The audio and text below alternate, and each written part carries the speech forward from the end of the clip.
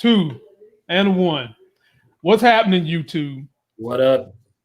You back in the building, 2021, with the Life Gang Avengers of Current Culture. It's me, it's the living legend, and it's my folk T Streams. Now, we started this thing as 3 individual black men, married black men. 2 of us got kids in March, in the midst of a pandemic. And we rode this ship out through protests, through lies from the president, through condemnation from white people, through people getting here on my YouTube channel, trolling us, telling us how wrong we are. Well, we got news for y'all tonight. Y'all need to take your asses to Alaska and stay with Sarah Palin, because what just happened in DC is atrocious. And before we dig into it, and we're going to dig into this, because y'all should have never put that bum ass in the White House in the first place. We tried to tell y'all, let's recap in case you missed what happened when rednecks go crazy in America. Take a look at this. Damn.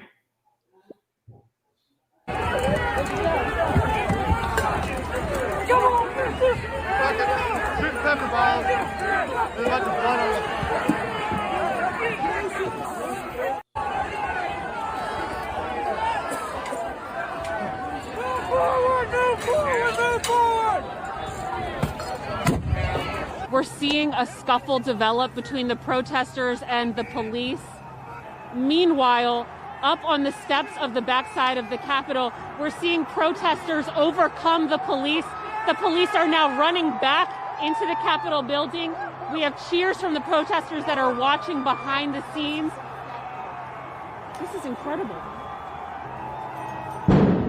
What was that? We just heard a loud popping noise coming from the back steps of the Capitol.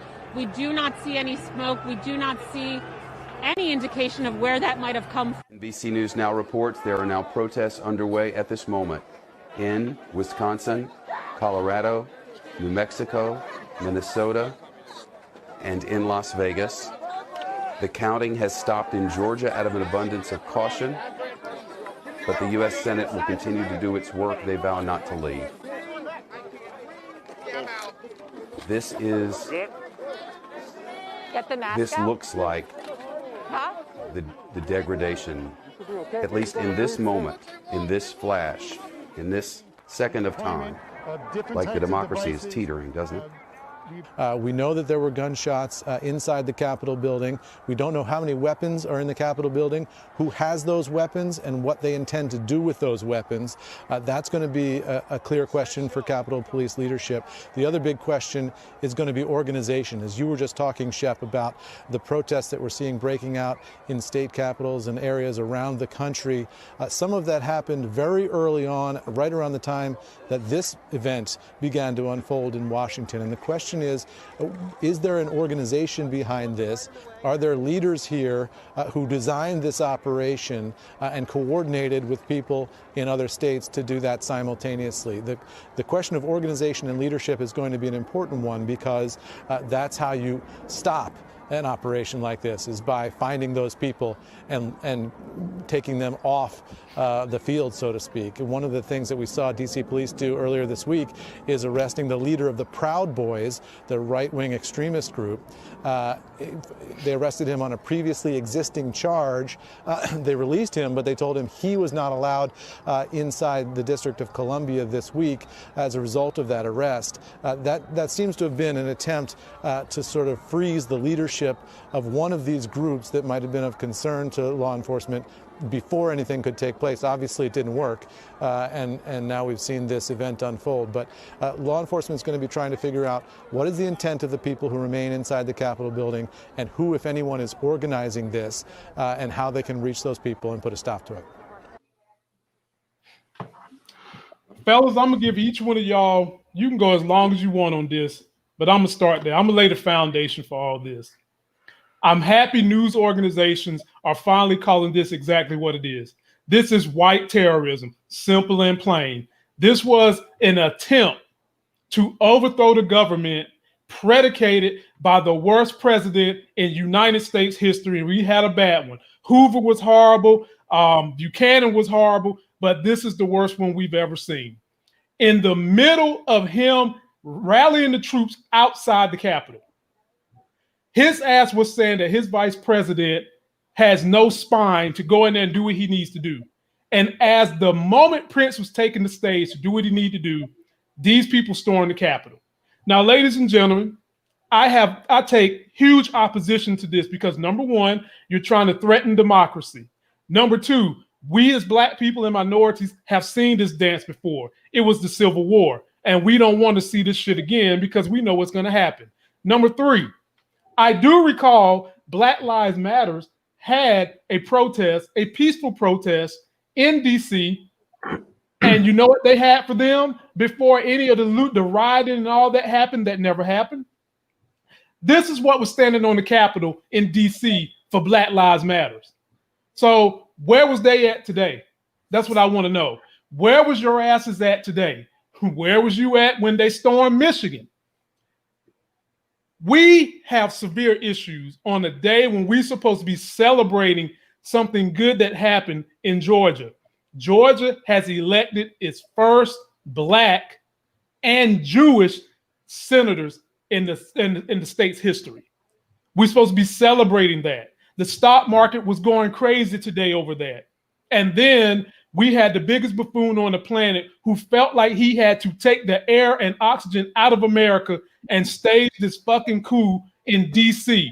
People were shot, and something else that made me mad, and it should make each and every one of you guys mad. You know who office this is? Let me tell you. This is Nancy Pelosi's office. And I can tell you she don't hang out with cats that look like this. That's fucking embarrassing. Let me show you this. This is where they do the addresses to the nation. That is some right-wing hack job standing behind the people's house, and he forced his way in there. Ladies and gentlemen, I need y'all to wake up. I need you to wake up. Now, I know the people listening to the sound of my voice is already woke. But when I got on Facebook and launched some bombs about the way I felt about how democracy was trying to be overthrown by a lawless president, I heard, oh, well, what about Antifa? Or what about Black Lives Matter? And I said, fuck you, is what I said. Antifa has never tried to take over the government. Black Lives Matter has never tried to storm the Capitol. Black Lives Matter has never destroyed property on the Capitol. Black Lives Matter's leaders have never been arrested. It's not the same thing. And now you got people like Sarah Palin in Alaska, and she can't even spell that properly, saying this was a coup by Antifa. Ladies and gentlemen, make no mistake.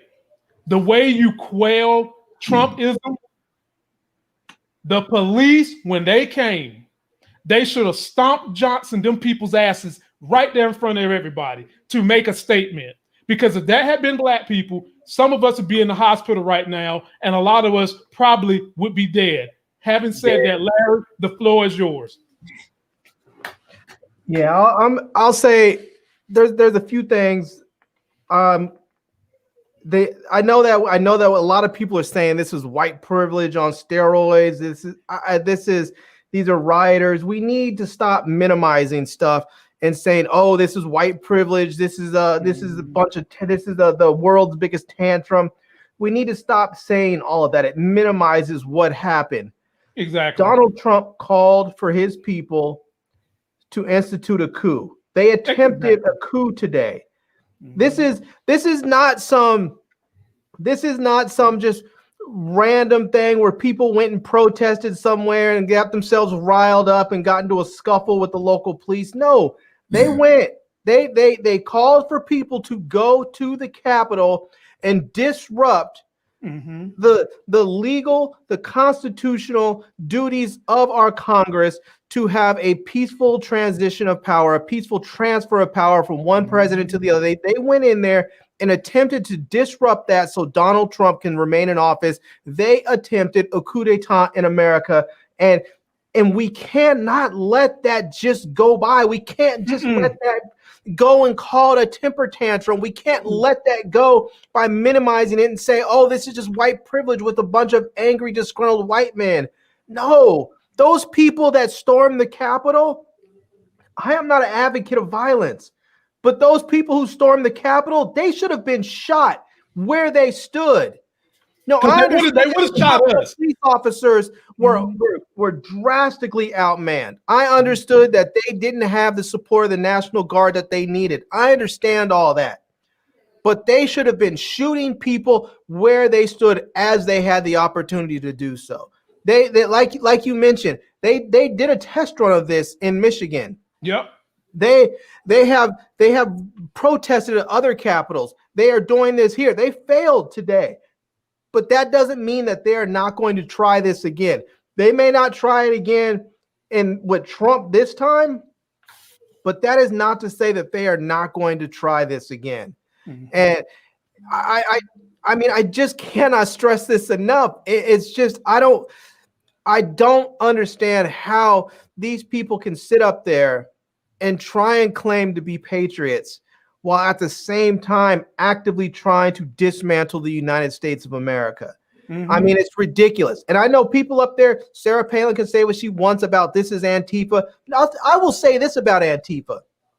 If Antifa had been there, they probably would not have gotten into the Capitol building. Exactly. Because Antifa would have been between those fascists and whatever those fascists were trying to do. They would have been there and they would have been fighting back.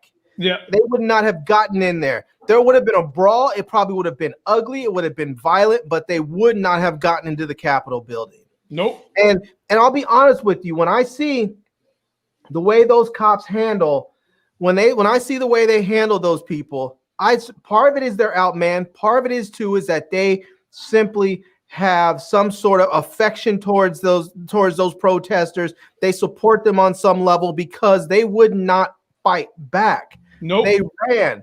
They would not fight back. We've seen what happens when police are outnumbered. The BLM protests where they went and attacked the people in front of that church so Trump can go hold a Bible upside down. Exactly. Those officers were greatly outnumbered. Mm-hmm. But they decided they were going to fight back, and they did. And there was nothing to even fight back against because those people weren't even fighting. They were there merely protesting the illegal killings of Black people. Here, these people are actually insurrectionists. They are actually in the process, the actual process in that moment of trying to overthrow the government of the United States of America. I mean, if there is ever a time for violence, that is the time. I hate violence. I was in the military. I hated the idea that I might have been ordered to kill someone. But in that moment when someone is trying to take the power of the United States government away so that they can take it and they can put it in place with racists and neo-Nazis and Confederates, and they can give the power to somebody who should not have it, does not deserve it, was not elected to hold it. Mm-hmm. That is the time for violence.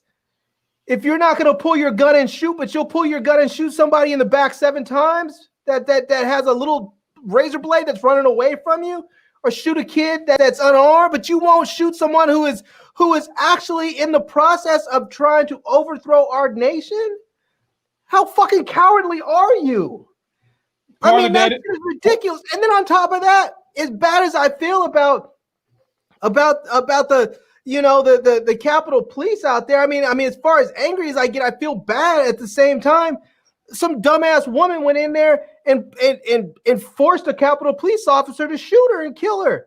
And when I say forced, because we are seeing all kinds of footage of how these officers were doing everything in their power not to violently engage these people. Mm-hmm. So when an officer had to shoot this woman in there, I truly believe that he had no other choice. And now this man has to live with the burden of knowing he took a human life. He has to live with that on his chest. He has to go and have a conversation with his God because this fucking terrorist, because that damn insurrectionist, because that fucking traitor put him in that situation that he had to take her life. Mm-hmm. That shit makes me mad. Me too. My dad was a cop. The idea that my dad might have been emotionally scarred because some dumb fucker made him take their life. That shit makes me angry. Yeah. T-Streams, drop us a line, man. You've seen this happen in your state during the Corona and the George Floyds and all that stuff. You've seen it happen. Yeah. Now, what do you think? So, it happened here, a few weeks back. And then the one primary thing that with me is that this was actually foreseen. It had already made it to news outlets and all other kind of stuff that this very exact thing was going to happen. One of the what's the name of that group? The Good Boys? Is that what it is? The Proud Boys. Proud Boys, yeah, the Proud Boys. They was investigating the guy over that, weeks ago, because he sent out something wanting to disrupt not only this but also sending folks to the inauguration dressed up in Biden get up to cause disruption there, telling people to get tickets by any means necessary. So, of course, this pisses me off because it's a direct assault on our very own civil liberties. And I don't know what that may mean to some of you guys, but to me, that type of assault means that the mindset of these people really want to put our country and run it in reverse. Okay. Yeah. And this right now is really not that there's never a good time for this kind of stuff. And just to think that, you guys label it correctly is, they actually tried to stage a coup like this is some action movie or some third world country, and that's exactly what this was, what they attempted, and they to try to invoke fear to overthrow this thing. And for what? I'm looking at it like this. These guys all over here with these pictures and stuff. Is any of these guys in jail, or are they,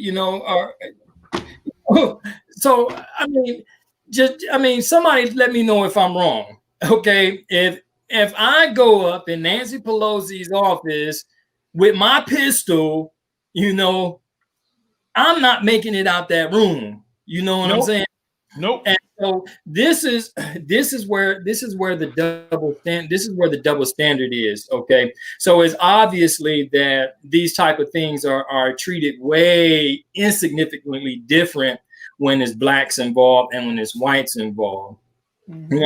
I've always said that, I've always been a proponent that, I try not to get involved with conspiracy theories or something, but I honestly do think that we got some crazy folks out here that's really trying to, that really, really believe in, taking us a few steps backwards. So I'll be serious when I tell you guys, hey, pay attention, arm yourselves, be aware of, be aware of what's going on. This incident today should never have happened. All right. It never should have been allowed to happen. And all this, all this stuff with cops and stuff being outnumbered and all this other kind of stuff. I think really, honestly, that's really bullshit. Police know how to do crowd control. We've seen it. Okay. Some of us been in those marches. Let me show you another picture. Let me show you a picture of crowd control, T-Stream, because this was crowd control for Black Lives Matters. Yeah. Yeah. So they good, they good at doing that. But today this was their event. So things were a little bit suppressed. And so they allowed the buffoons to go out there and behave accordingly. It's really just a matter of time. They're going to keep trying these things until they feel that they have gained some type of success with it. They're going to keep on trying. They're going to keep trying to push the agenda. And the real sorry thing about this is, out of all freaking people, prior to Donald Trump becoming president, I somewhat half-ass liked him. He was a little ballsy. He was okay as long as he was on The Apprentice and he wasn't in the White House. when he got to the White House, he let his nuts hang a little too tough, and everything just sort of blew out of hand. And you now see that he's not the person. But this, I just don't see, he's not that charismatic to me that would show me why someone would put their lives at jeopardy, their livelihood at jeopardy, for wanting to follow this man to these type of extremes. It's like some Antichrist shit jumping off here. And it's really hard for me to explain or express myself, because we see this stuff happen all the time. We see similar actions. We see them chipping away. We see them chipping away at our civil liberties, our freedom, our right to be, human individuals, our right to live in a democracy free. We see them chipping at that block every day with something different. And so when is that chip off the old block going to finally crumble? After they hit it so long. And to have a system that's so partial and one-sided, man, it's almost scary. It's almost scary. And so, hey, it's sad, man. I posted this today, and I want to get you guys' opinion. The minute this happened, I posted this. To all Republicans that claim to love law and order, blame violent protests on BLM and Antifa. What do you have to say about the Trump supporters storming the Capitol to overthrow democracy, causing violence, breaching closed-off Capitol? You have nothing to say except your asses are liars, hypocrites, and anti-American. Larry, did I say anything wrong? No, I mean that's exactly it. They are all of that. They're anti-American. They're not patriots. They are. I mean, you can't claim to be a patriot when you're running around carrying a Confederate flag. You can't claim to be a patriot when you're running around carrying a Nazi flag. You can't claim to be a patriot when you're upset about an election result, a legal election result, and you decide that you're going to overthrow the government. You can't. That's not patriotism. That is not. I mean, the whole, like, the idea of the Second Amendment was put into place so that the people can defend themselves against a tyrannical government, but it wasn't put into place so that you could support a tyrannical government. Yeah. That is not what the Second Amendment is for. The Second Amendment is so that you can defend yourself against one. And these people don't. And I talked to somebody earlier, and I said this is part of the problem with our society today, is that we have dumbed down our educational system so bad, so far, that people don't. For generations now, they stopped teaching critical thinking in the schools. They stopped teaching civics and government, and so people don't understand what this country is, how it's supposed to function, and they don't understand how to think through problems so that they aren't deceived. Because as you can see, there are so many people out there that are so easily deceived and manipulated that they believe all these crackpot QAnon theories. They believe all of these Russian things, that all this propaganda that the Russian trolls put out there. They're so easily manipulated. Their minds are so malleable because they don't have any idea of how to think through problems. So someone says something to them that they believe makes sense. They believe the earth is flat. I mean, it's just crazy. I mean, they watch a video on YouTube and they say, oh, well, this video took me to another video. Well, if it's fake, then why are there 100 videos up there? Okay, so if I made 200 videos, does that make my theory more real than the other one? It's lunacy. Bull job, Larry. People don't know how to think through problems, and as a consequence, you have a complete evil, blithering idiot that's up there telling people to go storm the Capitol. He didn't even have the decency to give them a plan of what to do once they seized it. Well, Larry, so they're in there walking around carrying people's podiums and taking selfies at the speaker's, the speaker's office, and take up there yelling Trump stuff at the president of the Senate's desk. They don't even know what to do once they seize the Capitol.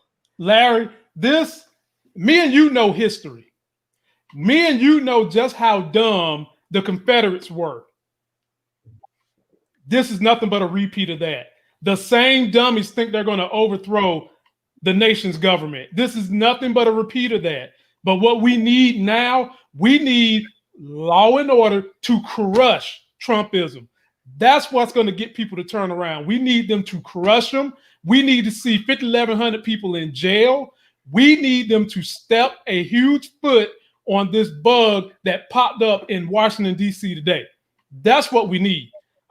T-Streams, how do you feel about people saying this stuff? This was a respondent, and I can't let y'all see what I said to her, but I dug in that ass, and now she's decided to unfriend me.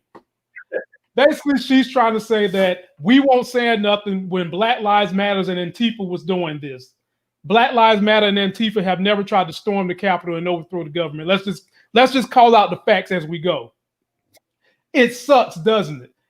Y'all don't even want to know what I said. She can suck. So I'll leave it at that. And although I believe it's still the same group, which is not, doing it again, it took us an entire year of y'all's BS.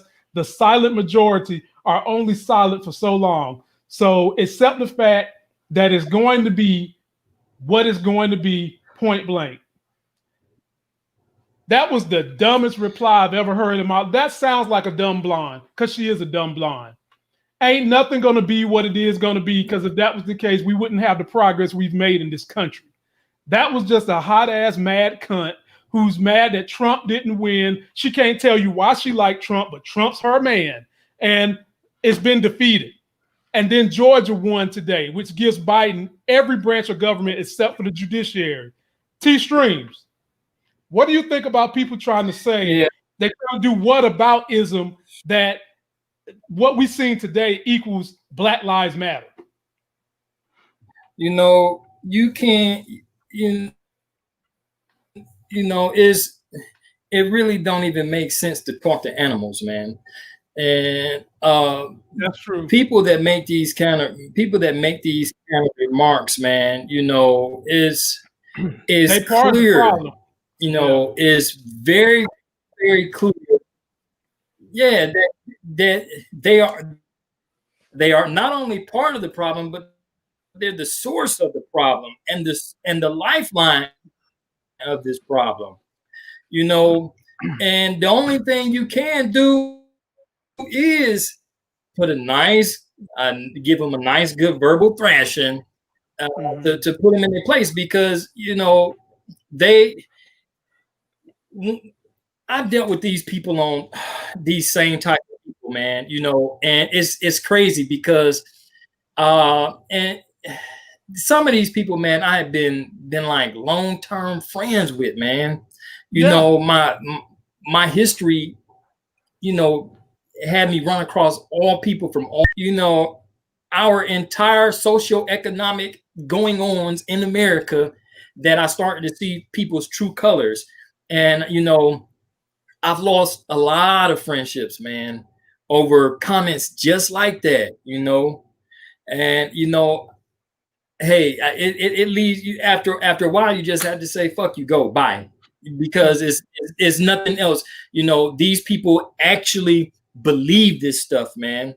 And when they believe it to the point where they're very, very compassionate about it, and there's no type of realistic dialogue, intelligent dialogue, that's going to make them see anything different. As far as I see, man, they straight stuck. And it's sad, because we see people that once had clear common sense throw it straight out the door. I mean, you cannot rationalize this stuff and count it off as legit, or as a legit thought process to even think like this. And then to come out, we've had, I know you've had your fair share of social stats and stuff being attacked by these angry rednecks and stuff like that. But hey, it is what it is. I am not a racist person. I can be the first to tell you that. I have white people in my family. I talk and deal and communicate with white people. I'm not racist, but I do think there's a lot of going on, and it's tearing our country apart. Mm-hmm. It's tearing it apart. The racial divide in our country right now, because of 45, man, is unbelievable. I was looking through the comments, and I think one of the guys said that Congress should evoke the 25th Amendment, which I think, I know it's close to everything changing and stuff right now, but golly, that would be a good thing to go. They should have been did that. Because here's the problem with that, T-Streams. That train has left. I'm fine with them doing it, with Mike Pence doing it, getting the cabinet together and stepping in as president, but it's not going to change those people. What's going to change those people is the fear of God put in them being arrested. The same thing that changed the mindsets of the KKK and everybody that has tried to oppress people. You've got to crush them. You've got to stomp them. You got to throw them in jail. They need to be made ridiculed in public like they should have been done today. And that's how you crush them. Do I want to see the 25th Amendment and vote? Sure, because he's probably more dangerous right now because everybody's leaving him. Melania's aide left. 3-4 of the other aides left. And I don't want to hear nobody saying that they're doing this for their country, because if they was really doing shit for the country, they would have left the first year Trump was in office. I don't want to hear nobody jumping ship now that was just about to say they ain't voting for Biden, because if y'all ain't been watching what's going on CNN with them doing the electoral votes, a bunch of people who said they wasn't going to certify the electoral college for Biden have now all of a sudden changed tune. They ain't changing tune because they done had some kind of spiritual country awakening. They changing tune because it looks bad for them to be down with someone trying to overthrow the government. That's why they changing tunes. And so, Larry, I want to get you in on one more point, then I want us to move on. Do you think that now that Biden has a full clip of ammunition to try to right some of the wrongs that have happened to this country, is he going to be able to get 50% of his agenda done? I honestly, I don't know. I think that the Republicans right now are probably, the Republican leadership is probably so infuriated with Donald Trump right now, because what they probably realize is that the vast majority of people in this country, I think, after watching what went down today, want to see some sort of unity in the government. They want to see the government stand on as one cohesive, unified body and not have a bunch of just bickering and gridlock. And I think what's going to end up happening is that Joe Biden will be able to get a lot of his agenda through, because people are not going to want to tolerate all of the gridlock that normally goes on in DC. I think what Joe Biden should do immediately, because of what just happened, is that if the Republicans will not, if Pence will not sack up and get the cabinet together and decide to invoke the 25th Amendment and get rid of them, then I think what Joe Biden needs to do, the second that he is sworn in, he needs to just whisper over to the ear of his FBI director or whoever and tell them, go arrest Trump and go arrest any of the other leadership people that were in there that were a part of this, and charge them all with insurrection. Exactly. And I am not one for having political leaders or political opposition arrested. But here's the thing. I know people often say this is how things are done in banana republics. This is how things are done in banana republics. I keep hearing that phrase, and it's unfortunate. We typically do not do that. But at some point, you cannot let this go. When you have somebody who actually tries to stay in power by calling for a coup and having his people actually go through with it and attempt it, you can't let that go. Nope. You have to prosecute these people. Yes, you do. You have to. They need to have some of these groups that is within the authority of of the federal government to declare some of these groups like the Proud Boys and the Boogaloo Boys and whatever other boys. They need to have those groups declared terrorist organizations so that you can go after. Once you do that, you can even declare them a gang. Once you do that, the laws are different. They don't have the same rights as everybody else. You declare them that you declare someone a gang, they can't even get more than 2 of them together without it being an actual crime. I mean, there's a lot at their disposal, but they need to go ahead and start declaring these groups for what they are. They are terrorist organizations. They're actively trying to take down the United States government, and they need to be treated as violent, hostile forces. Yeah. Like, I truly believe that if you're in DC right now, there's a curfew at 6 o'clock. If you're in DC and you're out there protesting, they should just start arresting people. And if you don't want to be arrested, then they should be shot on sight. They have already tried to overtake the government. At that point, you are no longer afforded the rights and privileges of a U.S. citizen unless you are apprehended alive. You should just be shot on sight. Larry, I mean, that's what it is. I know it's effed up, but these motherfuckers tried to take over the government. Had that been all 3 of us, and we would have went up there with Muhammad, who has a turban on his head, we'd be under the jail right now. We might not even be alive. I will say this. I don't even want to make the comparisons about BLM or Muslims or anybody else and say if it was Muhammad or if it was BLM or if it was Antifa. I'm not even saying that. If BLM went up in the Capitol and tried to take over the government, I would say they should have shot them motherfuckers too. So we have a way of doing things in this country. We are a country of laws. You don't get to just not like the results of elections. You don't just get to say, I'm going to go take over the government because I don't like the way things turned out. People didn't vote for my guy and now I'm upset, so I'm going to go take over. You don't get to do that in this country. That's not the way the United States works. And if BLM had done that, I would say they should shoot those motherfuckers. If anybody else had done it, I would say you should shoot them. And then just this time, it is a bunch of right-wing white Trump supporters, and those motherfuckers need to be arrested. If they won't allow themselves to be arrested, then they need to be shot. Yeah, that is what it is. Just making my point for me because they would have shot us if we would have done it. But finish it off, T-Streams. I think you got. I got you. I think you got Samuel L. Jackson beat, motherfucker.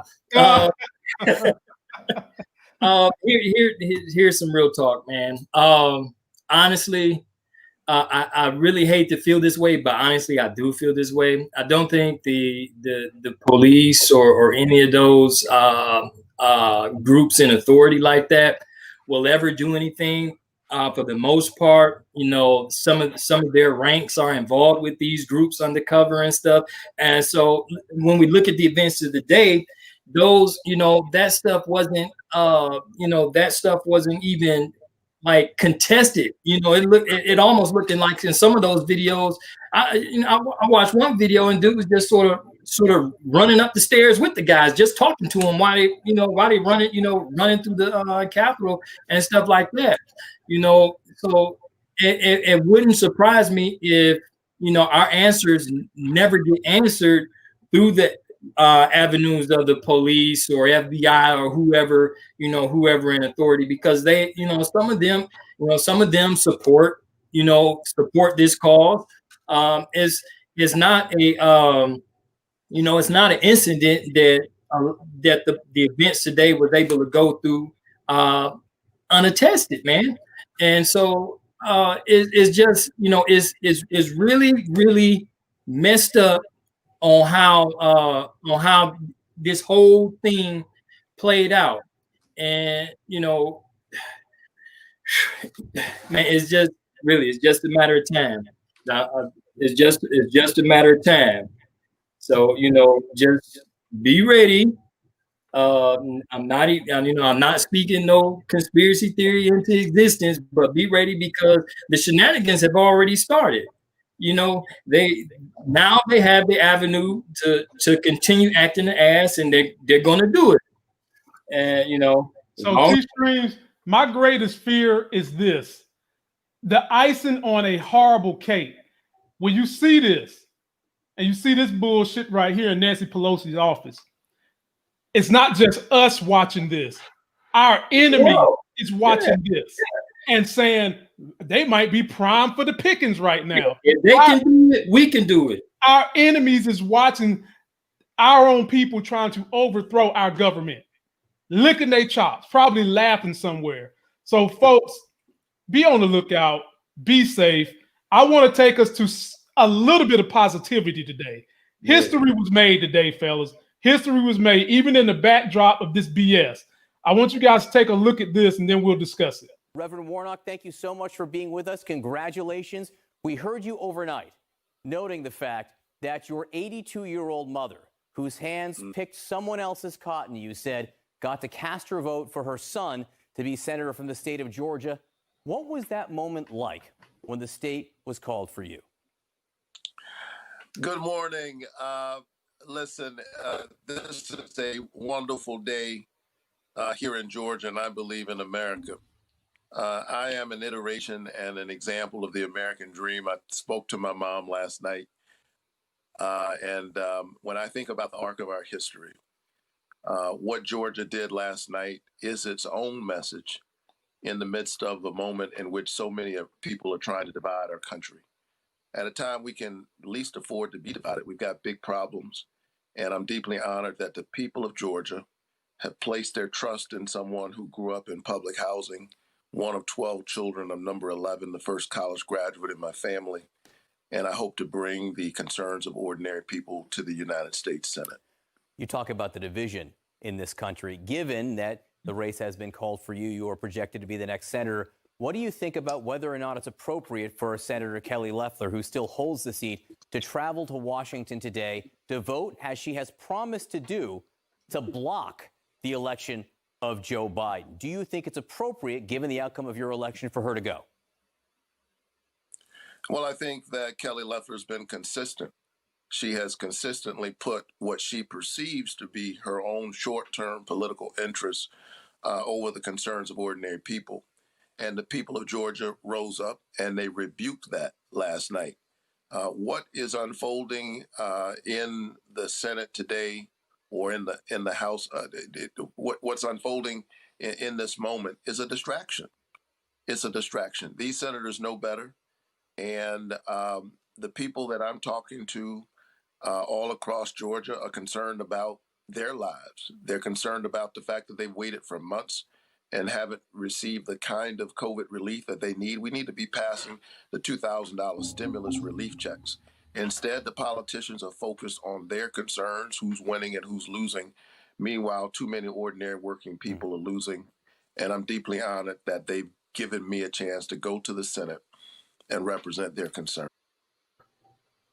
So today, ladies and gentlemen, they called the race for Jon Ossoff. He will be the first Jewish American to be a senator in Georgia.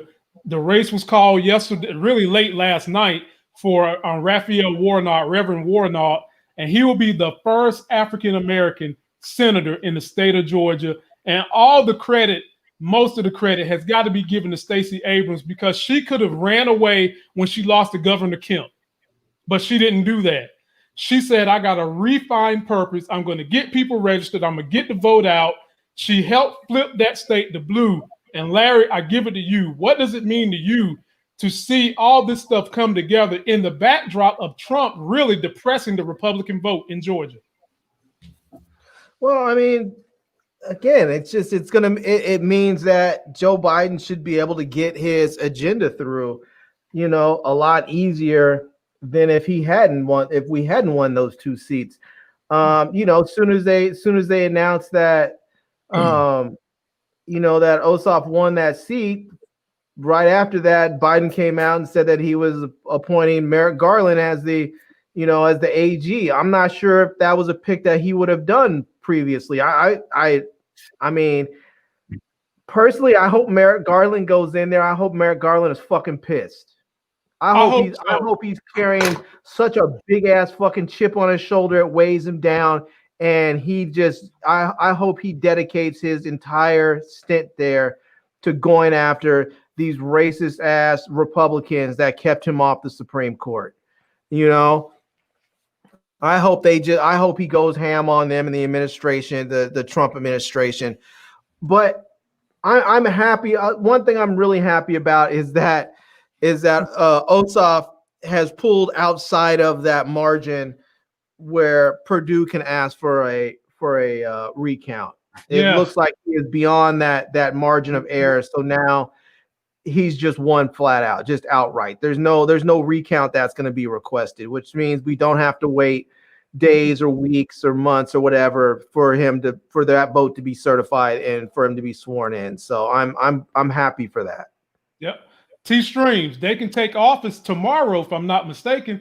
How do you feel about the history that was made in Georgia and hopefully making history, getting this country back on a good track?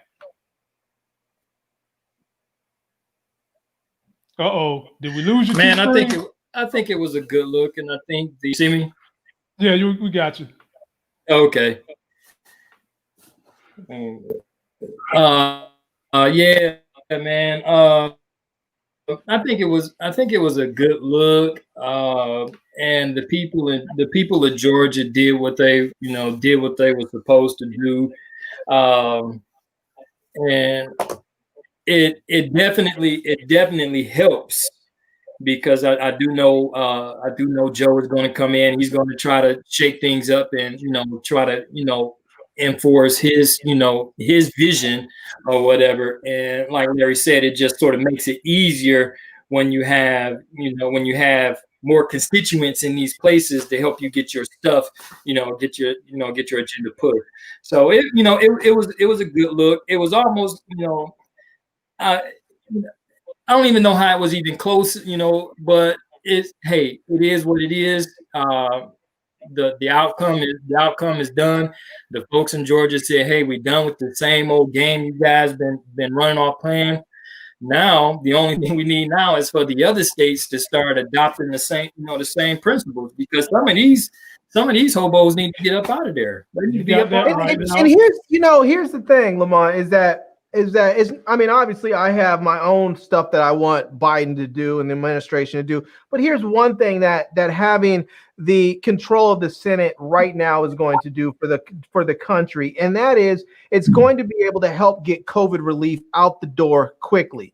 Absolutely. Like it took from May until December for the Republican senators to finally come up and agree to a measly $600 direct payments to people, plus whatever else was in that bill. It took them from May until December. So when you have control of the Senate, now you have Chuck Schumer that can just simply say, we're bringing that shit to the floor next week. It's coming up for a vote. Nancy Pelosi already has her bills ready to go. All she has to do is simply say, yep, they're ready to go. Here you go, Chuck, vote on them. And he can call them to the floor, have the vote, and then let the Republicans up there show the American people that in the middle of a pandemic, when they're lining up for 10, 12, 15 miles to get into a food bank, that the Republican senators are voting against them getting aid.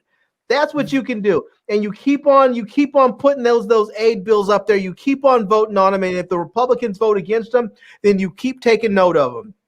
Mm-hmm. And when it comes time to run against those people, you sit up there and you said, remember last year or the year before that, when everybody in this country was scared to death they were going to die of a pandemic, and then the other people were afraid they were going to die from starvation because they didn't have any money to buy food? Well, guess what? These are the men and women that voted to keep you in starvation. These are the men and women that voted to keep you in poverty. These are the men and women that voted not to extend your unemployment rights. That, your unemployment benefits. That is what you do. So you vote. And if they decide they're going to vote for it and go along with you and vote for the aid, then that's much better. Fine. If you have Republicans in office that you can work with, cool, leave them there. I'm about the best interests of the country. I honestly don't give a damn what letter you have before or after your name. I don't care if it's an R or a D. If you're gonna vote and act in the best interest of this country, cool. I mean, look at the governor from Maryland. He's a Republican, but he seems like he is in the best interest of his state, the people, and this country. And I think because of that, he's in office, and a lot of people don't care that he's a Republican. What they do care about is that he seems to be working in the best interest of the country and his state. Oh, by the way, Buzz, I didn't forget about you, and I'm very appreciative. So, you ain't got to throw no flamethrowers at me like that, because I do appreciate you coming through, showing that love every single time we get up here and do this live stream. And we keep politics and a lot of our Black-based history stuff just for you and Trust to See. So stick with it, brother. Sometimes we get on a roll, and I tend to forget to come back and thank you people that super chat. So forgive me for that. I got y'all's back. T Streams. What's happening? Do you think this guy right here, who is a Democrat in West Virginia, is he going to be a problem for Joe Biden getting some of his initiatives across? Because he tends to run borderline Republican because he's a senator that's a Democrat in West Virginia. Do you think he's going to muck up the waters for Joe Biden too much? Because he's been in the news and he's been all on Fox News saying that he doesn't have this liberal agenda and all this shit. Do you think he's going to get on the bandwagon and do what he needs to do for the people? Yeah, he's not going to be no problem. He's not going to be no problem. He'll probably try to kick his tail a little bit, but I don't think he's going to be very much of a problem. It's too much going on right now, and the powers that be, they know how to pull him by his tie, and straighten him out a little bit. I sure hope so, because he talks a good game, like Biden ain't gonna be able to do nothing, just because of his, he's more what they call it, where they center on either side of the fence, but I don't think he's gonna pose too much of a threat. I hope not. Yeah, he can. If it looks like he's trying to be a threat to everything and trying to vote against everything and stuff like that, they know how to handle it. Okay. Yeah. Well, fellas, I want to move us to something that's a little bit more lighthearted. We definitely going to pick back up on some of these stories on Friday, but I want to pick up on something lighthearted, and I'll give you guys a choice. Do you want to do something that's dealing with TV shows or something dealing with comic book movies? Larry, you get to pick. Let's go with comic book movies. I thought you might say that, my brother. Zack Snyder dropped this picture. And in case you people are wondering what this picture was, this is the first recorded photograph of war in 1850. And they superimposed Wonder Woman in it, because you can't see in this photo, she's holding a bunch of heads in her hand, but you can see it in this photo that I put a circle on. In her hand is head she's holding. That was supposed to be in Batman versus Superman. And Zack Snyder put that out there because they are getting ready to launch the Zack Snyder cut on HBO Max. And he put that out there to kind of get some buzz. And he wrote an article about how he wanted that in there, but he caught flack from Warner Brothers. They didn't want it to be that grim. Larry, speak on it. That's your story, and you picked it. Yeah, man. I mean, that is how Wonder Woman was going to be portrayed. She was going to be the badass warrior like that. And instead, once Patty Jenkins got a hold of her, she just turned her into, I don't know what, some love-struck girl, you know? Mm-hmm. And instead of the gangster-ass warrior that she is. And that's what I want to see this Wonder Woman. I want to see this Wonder Woman. I don't know if Patty Jenkins and Zack Snyder need to sit down and have a powwow, or if one of them needs to go, whatever. But I want to see that Wonder Woman, because I think that Wonder Woman is far more interesting and far more compelling as a character than the sort of stupid lovesick chick who's running around with Trevor, with Steve Trevor. I mean, It's just annoying. It's like every single story with women, it's like they refuse to tell the story with women unless it has something to do with the damn man and some love interest with a man. I mean, she was a warrior. She was a warrior from a place that didn't even have men, and now they just make her come off as if she's just some lovesick little girl. I'm like, come on, man, she's better than that. Mm-hmm. You know? And a lot of people don't even know she has a black sister who they need to bring into the DC universe. T Streams, how would you have felt? Yeah, a black older sister. Black older sister. How would you have felt if they would have brought that on the big screen and took Wonder Woman in a more darker direction? Because me, Buzz, and Larry, and all our comic folks, we always say DC makes the best cartoons, and it's usually because those cartoons have a darker theme. So how did you feel if they would have took Wonder Woman more dark on the big screen? Yeah, man, I think any approach would have been better for this particular movie. You know, it was just straight whack. But yeah, I think they look too much into her humanity, I suppose, her humanity traits or characteristics than as of her being a superhero. Because they sort of watered it down. Like you said, it basically was an amped up love story, you know. I would have loved to see her running around, doing things like, handling things like she's supposed to have been. It would have been a lot more interesting movie. And so I can't wait to see what this Snyder Cut sort of has in store. I'm hoping it's something that definitely does it justice, because right now, everything is sort of teetering on whack or meh. So it's either okay or it's just whack. I'm ready to see something dynamic, something actually compelling, good, and straight action when it comes to them superhero movies.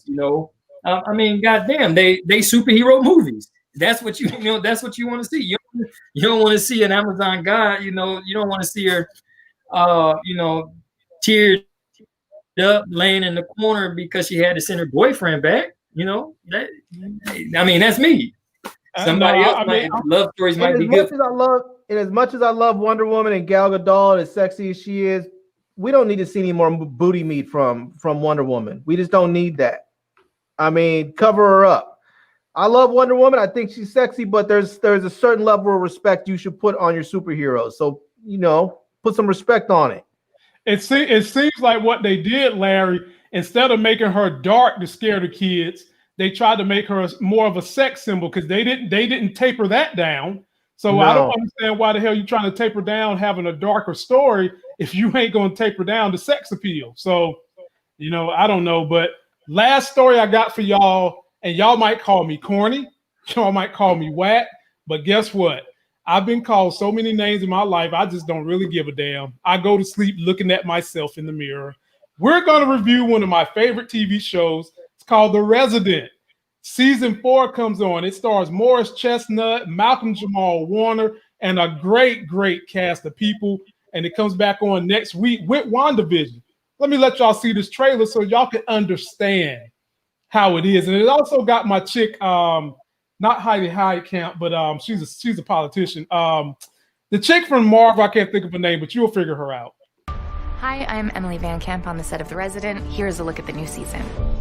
The new season of The Resident is explosive. We pick up on the heels of the pandemic.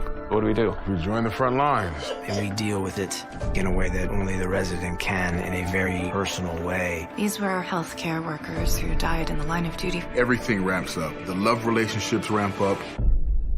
What? Fans are getting that Conrad and Nick wedding that they always wanted. It's an exciting time for them when you think about all the things that they've been through. Tough times come. When they do, Conrad, I want you by my side.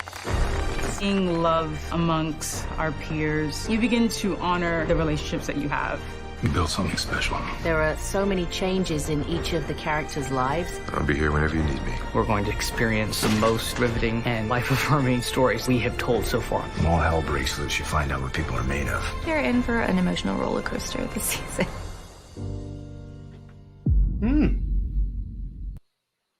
Woo, wait, get your popcorn. What network is that on? That's Fox, baby. Get your popcorn ready. It looks like they're finally going to let Malcolm Jamal Warner's character, who's Dr. A.J. Austin, the best cardiologist in America, get it on with Mina, who was the same chick that was in Black Panther in the very beginning. And then you got my boy Trzynski, who is marrying Emily Van Camp, and he's the resident. The show centers around him. And they've got a story in the background with Morris Chestnut being a crooked brain surgeon working for a crooked, the name of the hospital organization is called Red Rock. And they are only about one thing, which is making money, even if it means cutting corners. And their franchise player is Morris Chestnut's character. But they've had a situation where Morris Chestnut's character is so arrogant. He's so above people that he's beyond reproach. Well, they had an incident with him and A.J. Austin, who started out the same way.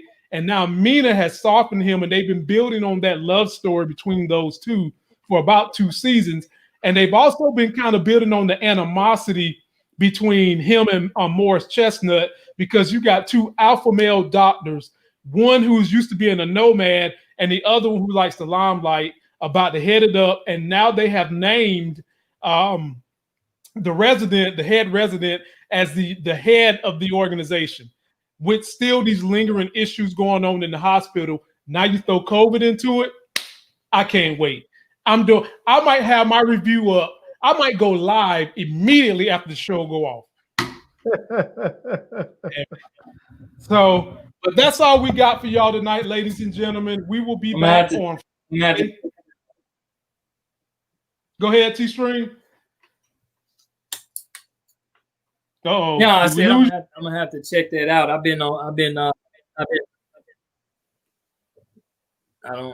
don't know. I'm here. Can you see me? Yeah, we can see you. Can you see me? It's just, yeah, we can see you, but you okay, yeah. You might have to upgrade your internet. Man, I got 1 gigabyte here at the house, but I'm in my basement office, so I might have to slide some extenders or something around here.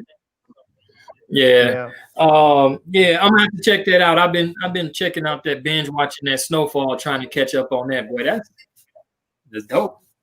I like it, man. Larry, that y'all putting pressure on me, man. That show come out next month. I don't You know if haven't watched it yet, huh? I'm trying to go through it piece by piece, man, but I got to catch up because I need to start putting out videos now so I can get into the rhythm, the algorithm before it starts. You know how it go. So I've got to catch up. You already know the story. T-Streams is on the story. I got to get on the story. Yeah, it's good. You'll like it, I think. Yep. So, well, that's going to do it for us, ladies and gentlemen. Be safe. Encourage everybody to do the right thing, not just for their own house, but democracy in this country. And we'll be back on Friday. We've got a special guest, a real estate brother of mine who's doing big things in Atlanta. It's going to come up here for a segment and just talk about some of the things he's doing in real estate. And we'll see you guys on Friday. Peace.